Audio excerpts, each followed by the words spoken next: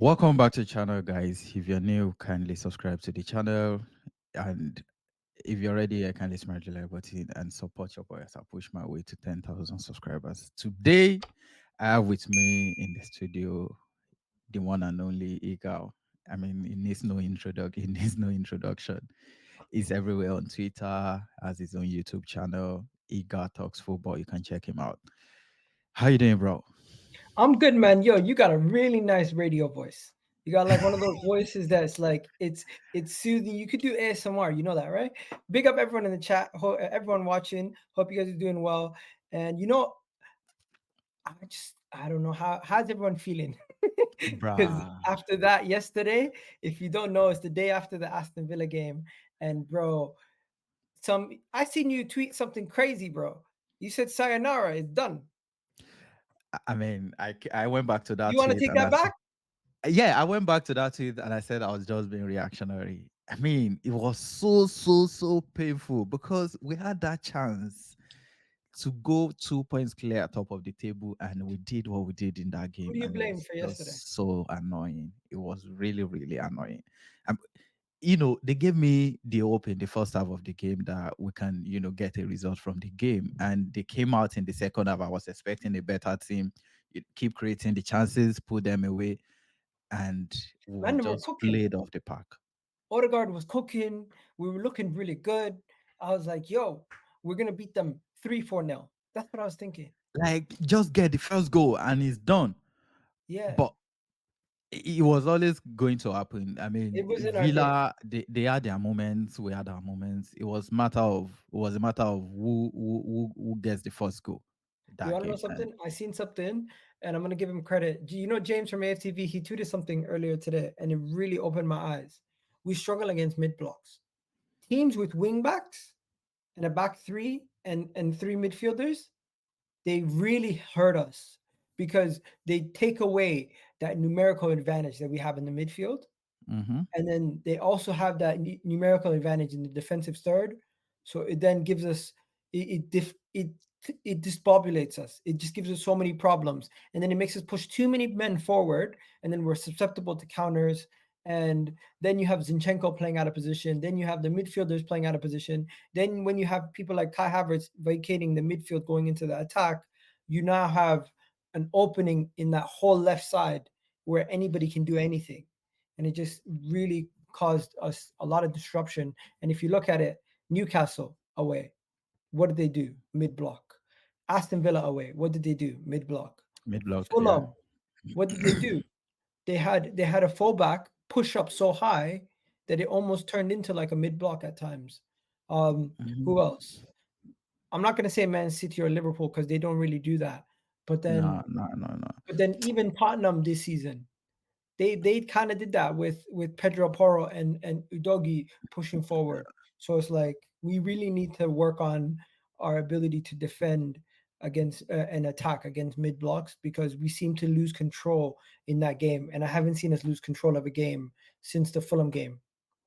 I think for me, the reason we lost control in that game was Zinchenko came back into the lineup, and that was Rice started at the base, Zinchenko from left back. I understand that he wanted Zinchenko to come Get that into guy out of my midfield, spot. to give us control, and he wasn't really doing that. I mean, he created, few chances, but in terms of control in midfield, Zinchenko was not really there. And earlier on in the second half, I was expecting a change, bring on Partey or Jorginho to give us that control, but we had to concede the first goal, be under a huge pressure before he brought Jorginho on, and on that same pressure, Jorginho gave the ball away and we considered the second goal. We've outgrown Zinchenko. We need Zinchenko gone. I don't know if everyone agrees with me, but I think Zinchenko at this point, we should all agree as our Arsenal fan base, he's no longer needed in this side. Mikel Arteta against small teams, he can still find other ways to unlock the team. Now that we have a more attacking Yeah, midfield, exactly. I mean, until we find a way to play without Zinchenko, I don't think we've outgrown him. It's bro, something we really need to address it we in the did we summer. did well. We did well since January without him. How much did he really Yeah, I play? know. But that was because Jorginho was playing at the base. Rice was playing as the eight. But So why if we didn't can you Partey hear me? play? Yeah, I can hear you. I don't know. Maybe it's down to fitness or something. But Partey has really looked rusty since he came back.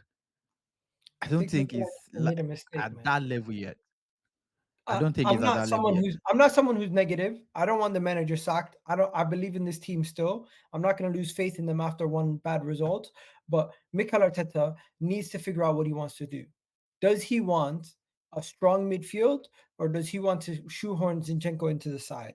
Because I think it's gone to a point where defensively he's such a liability. He breaks our shape in the back line.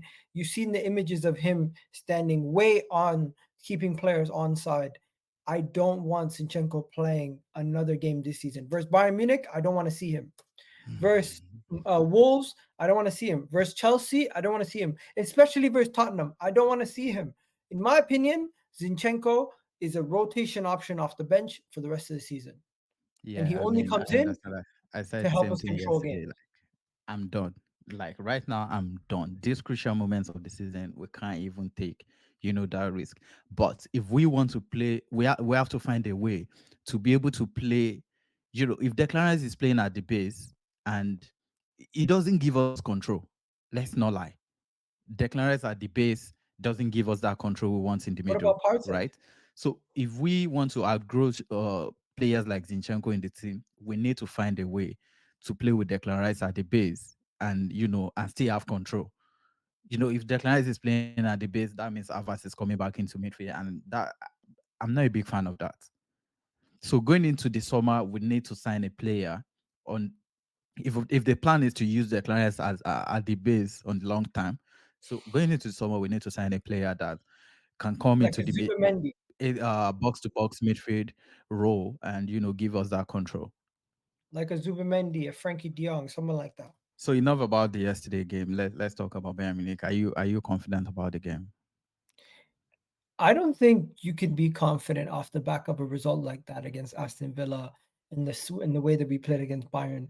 I'm not going to go into the game very scared, but I don't have the same level of confidence that I did off the back of the Man City Liverpool results where we beat them and we drew against City and we were smashing every other team in the league.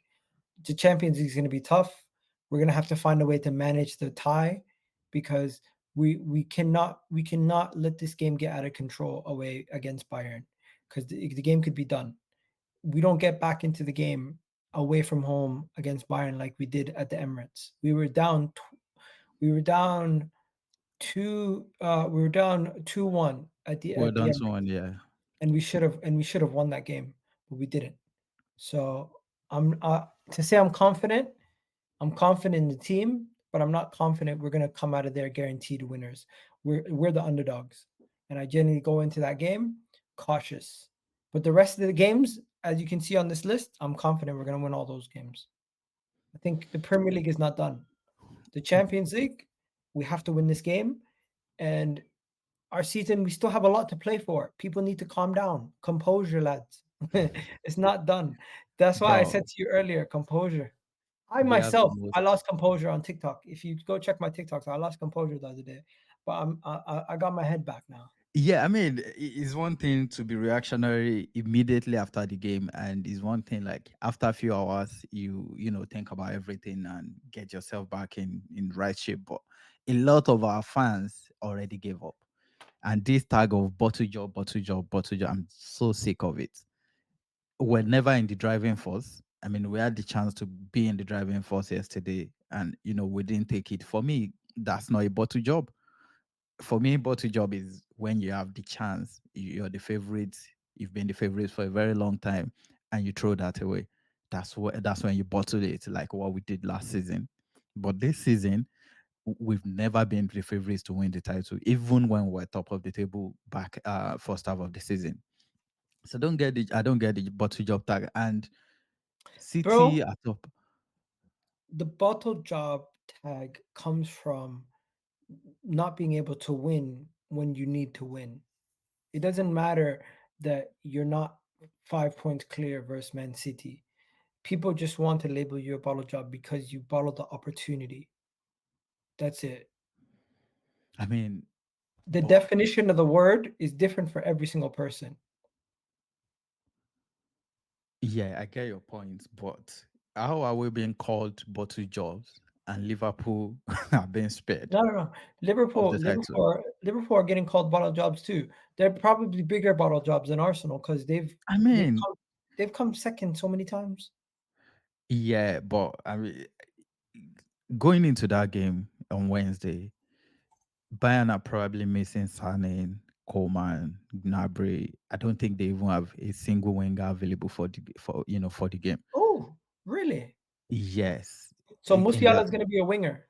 Who else? probably Musiala is going to play on the wing. Thomas Muller is going to come in midfield, and they'll be without Alfonso Davies as well.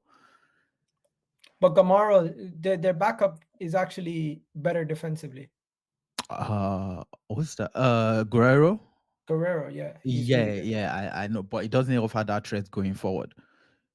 Uh, So I I think he was quite good for them when they played. Didn't he play for Dortmund? yeah, he played for Dortmund. Yeah, Yeah, bro, don't take him lightly, bro. Go, Rafael I'm not Guerrero. saying he's bad. I watched him. I can't remember the tournament. He plays for Portugal. I watched him in one of the tournaments a few years ago, and it was really, really good. It was solid. But I'm just saying, it's not as dangerous as Afonso Davies, especially going forward. So they don't have much threats going forward, but they can be solid, defensively. I'm just saying we should be able to capitalize on this. Get in there, get the early goal, and defend it with your life. You know something, man? Bayern Munich. This is all they have. This is all they have. This is all they care about this season is the Champions League. Leverkusen just won the league. They won their last game versus Cologne 2-0. And if you look at the team that they played this guy named Tell on the wing and Coleman. Yeah, So I don't know what they're thinking. They might play Matsarawi and they might do like a back three and play with like wing backs to try to make up for the fact that they don't have wingers. Pack the midfield, play wing backs, play a three at the back. You never know. Tuchel, he's a madman. He's gonna do crazy things. yeah, I know. Especially in cup competitions, you Yeah, can't undermine it. I'm not sitting here and saying I am confident we're gonna beat Bayern. But one thing I do know is there's going to be goals in this game. It's just if we can get a goal lead, do Mhm. you trust our defense to keep Bayern from scoring? 100%. I think the thing with our defense is the shape is okay, the structure is brilliant, difficult to break down. Our problem is those bozo moments. We saw it in the first leg. Gabriel under pressure, misplaced the pass, we considered the penalty.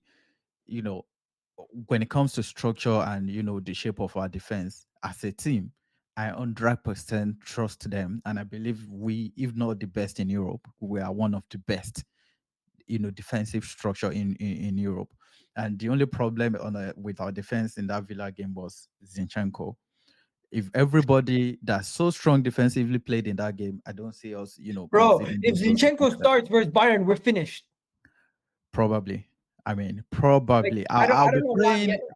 I'll be praying he proves me wrong, but I will lose all confidence in that game. Honestly, I'll lose all confidence in that game Please, please, if Arteta, if it don't play starts if it Zinchenko. starts that game. So we should be able to What's your hold starting our own lineup? defensively.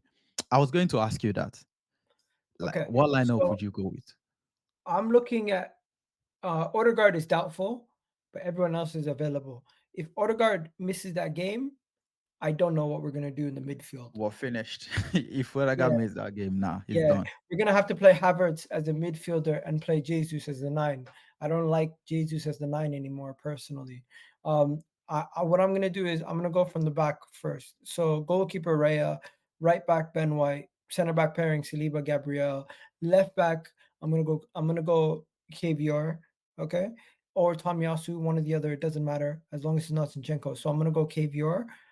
Midfield, I'm gonna go Jorginho, Rice, Odegaard, and then front three is going to be Saka, Havertz, Martinelli. That's going to be the team. Not That's our Trossard. best.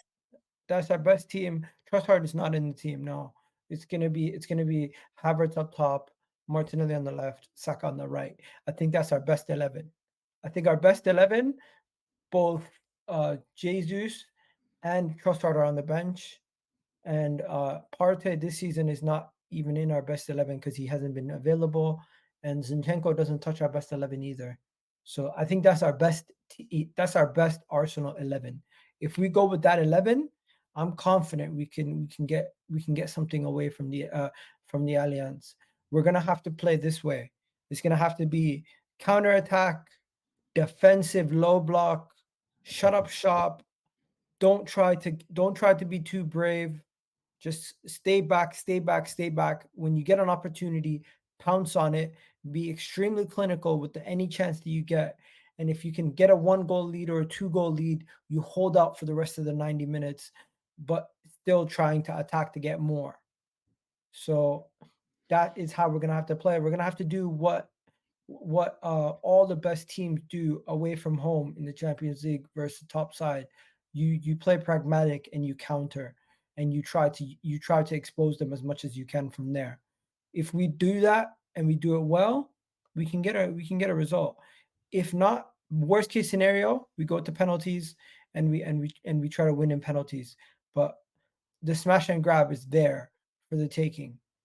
Now, Yeah, if we don't smash and grab versus Bayern, I wouldn't be shocked.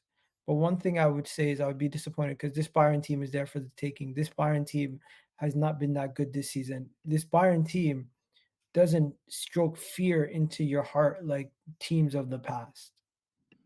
yeah. I mean that's right. I wouldn't go into a Bayern game if I had a YouTube channel like 7, 8 years ago. I'll probably not even do a preview of a Bayern game because it's wrapped even before kickoff.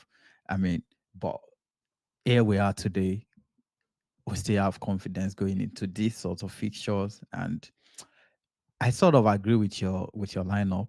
The only two positions I not really agreeing with is Kivio on the left back and Martinelli on the left wing. I mean the left position.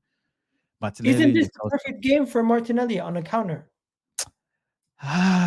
Well, I mean, we can only have a counter situation. For me, I don't think we're going there from the first minute to sit back against them. I think we're going to take the game to them, try and play, try and get the first goal and see what we do from there, right?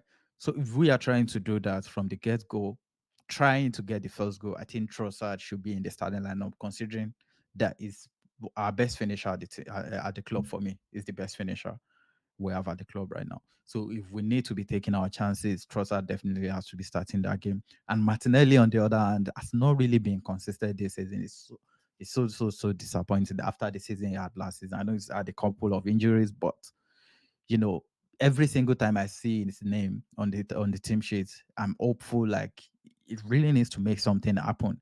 But he just struggles, to do it. And Trossard, on the other hand, has contributed more this season. So I just feel like it's fair to have Trossard ahead of him in the pecking order right now.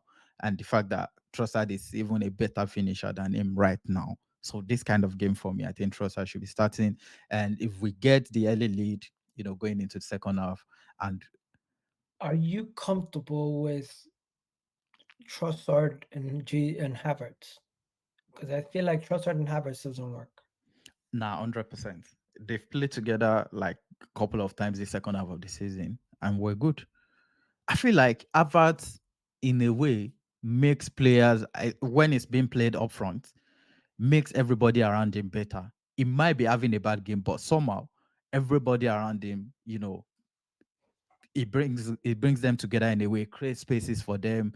You know, we saw it against Bayern. I know Jesus probably did most of the job, but if you look at it in details, you saw Trossard, drag two defenders along with him and create that space uh, for Trossard. So for me, I'm confident. I'm confident in both of them playing together. But maybe earlier on in the second half, we'll get the first goal. Maybe in the second half, we need to sit back, hit them on the counter, then take Trossard off for Martinelli. And in the left back position, I don't know. After what I saw from Kivia in the first leg against Sane, I'm not really confident because first, both of them don't really offer much going forward. Defensively, I think Tomiyasu is the better man, man to man defender when it comes to defending 1v1. I think he's better than Kivio and we really need to be defensively strong in that game. So that's why I'm choosing Tomiyasu over Kivio for that particular game.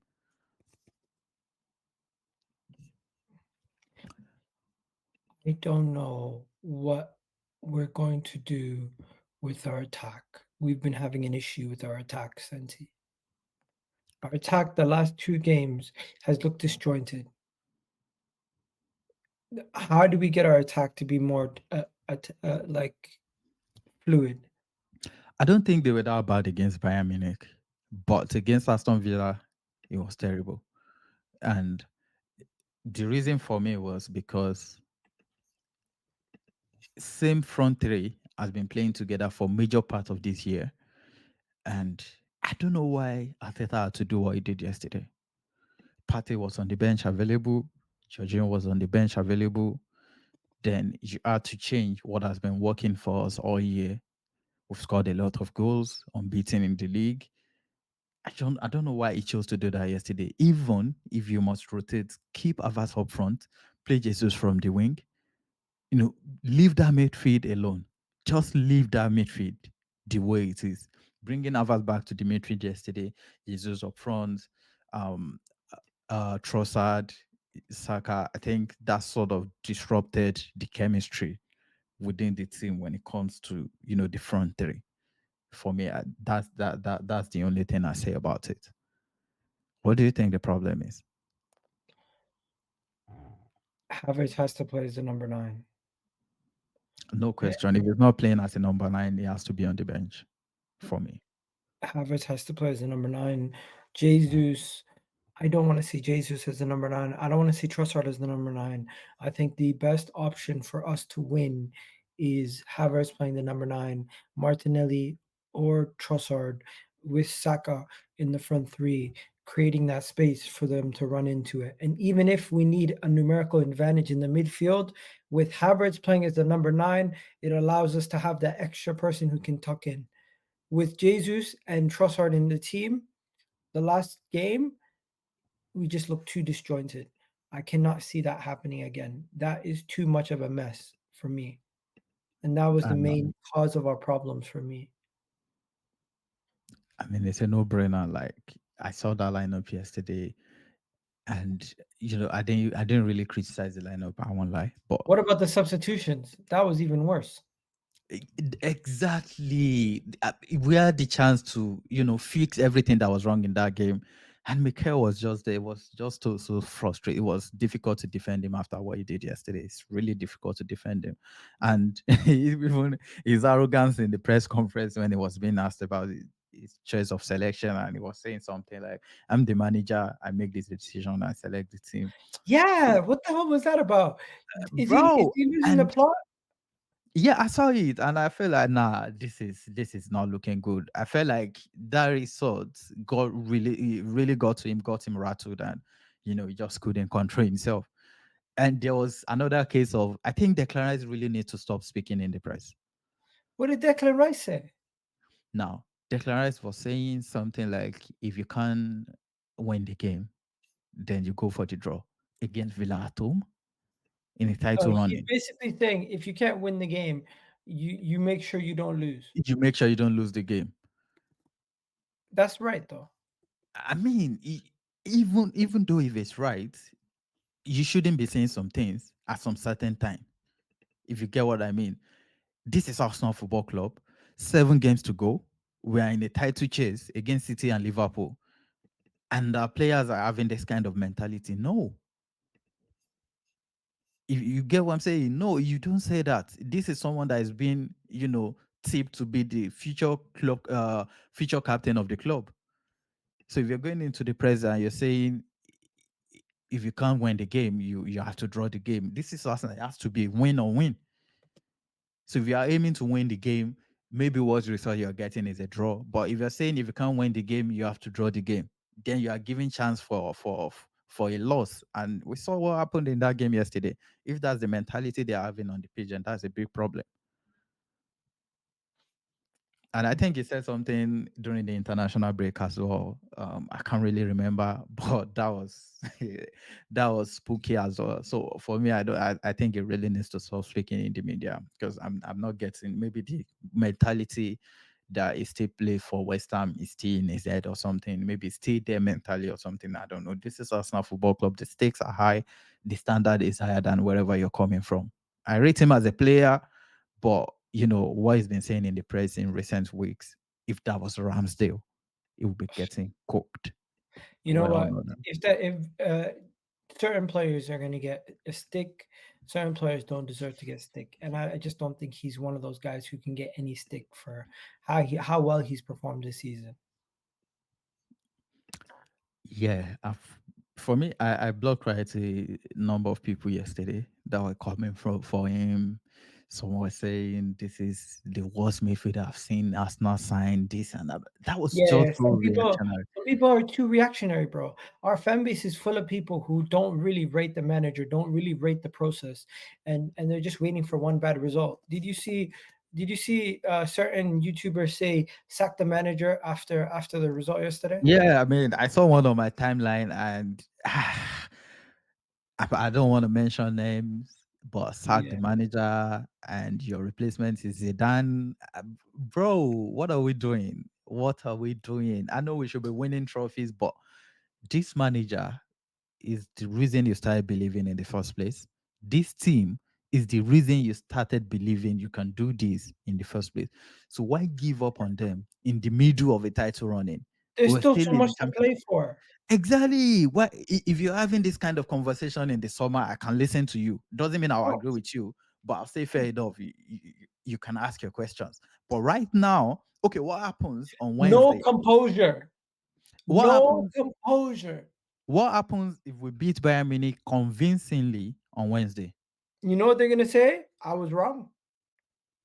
No, you know what? They're not gonna say that. They're gonna say, "Why didn't you do this versus Aston Villa?" They're just gonna they Exactly. And it's so funny because these people are never wrong. These people are never I'm frequent on spaces very well. A lineup comes out. You ask people on the Swayze what are your thoughts on the lineup. They never see anything wrong. And after the game, if anything goes wrong, they start telling you, "Oh, I never agree with the lineup, this and that." It's really comfortable for people to sit on Twitter and analyze games. And even we've seen, ex pros like likes of Karaga, Gary Neville sit down and analyze games. When they get the coaching job, it's nonsense. They can't do anything. So talk more of we. A lot of us that have never, kicked a ball on at pro level before, and we just sit on Twitter and say things. A lot of people were criticizing the fact that Odegaard, was subbed off yesterday, and at the end of the apparently game, he was injured. exactly, we don't know these things, and we just sit here and say things. At the end of the day, it was taken off because it was injured. And I know someone that's been clamoring for ESR all season, play him this and that, Arteta hates him, blah blah blah. Bro, if we're being honest with ourselves, ESR has gotten few chances this season and it hasn't really done much. He doesn't deserve it. Yeah. The moment he took Odegaard out yesterday and ESR came in, I said we gave up. I said it to myself like, nah, we've given up on this game. Like it's done. I don't think we gave up on the game because he went off before we conceded either of the goals. Is that didn't they go off after the first goal? No, he came off, and then we conceded the two goals. I mean, look at ESR on the second goal, man. You had to take one for the team. Bro, Zinchenko is the biggest issue for that goal that was No, no, no. conceded. Zinchenko was And then off the before the second second goal. and then the second thing is both Gabriel Magalhaes and Saliba did not clear the ball for the first goal. And then you also look at Tomiyasu, he didn't track the runner. So there's three players that are completely at fault for that first goal. Yeah. No, first goal, Zinchenko was still on the pitch. He was nowhere to be found when Bailey was, when Bailey was left alone on the back post. But second goal, I get it. Second goal, I'm not even gonna fault anybody. I'm just gonna say good I'm finish. not really going to fault anybody for the second goal, but I feel like ESR should have taken one for the team.